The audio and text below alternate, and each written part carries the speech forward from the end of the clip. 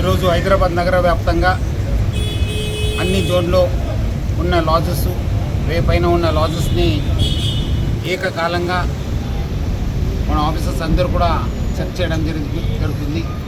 దాదాపు 5,000 సిబ్బందితోని ఈరోజు ఆపరేషన్ కవచ్ భాగంగా ఈ యొక్క జనరల్ చెకింగ్ చేయడం జరుగుతుంది.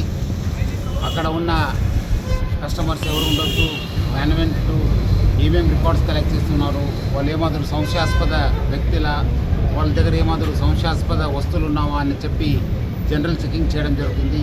నిన్నే మనము ఇదే ఆపరేషన్ కవచ్ భాగంగా 2 వీలర్సు ట్యాంపర్ చేసిన నంబర్ ప్లేట్స్ కావచ్చు, కవరప్ చేసిన నంబర్ ప్లేట్స్ కావచ్చు, నంబర్ ప్లేట్స్ని వెహికల్స్ని మనం చెక్ చేయడం జరిగింది. దాదాపు 3,000 పైన వెహికల్స్ ఇచ్చేసాను. ఈరోజు కూడా ఇదే ఒక ఆపరేషన్ కవచ్ భాగంగా అన్ని లాజెస్ కూడా మనము 2 గంటల పైన చెక్ చేయడం జరుగుతుంది. సో ప్రజలందరూ కూడా సహకరించారు. ఇంకా వచ్చే రోజు కూడా భద్రతని దృష్టిలో పెట్టుకొని, సురక్షిత దృష్టిలో పెట్టుకొని ఇలాంటి చెకింగ్ జరుగుతూనే ఉంటావు.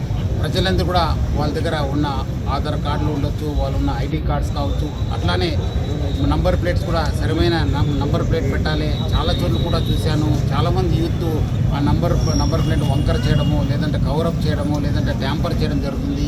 సో వాళ్ళపైన కూడా ఎఫ్ఐఆర్ కూడా ఇష్యూ చేస్తాను, చట్టపరమైన కూడా సీరియస్ యాక్షన్ తీసుకోవడం జరుగుతుంది.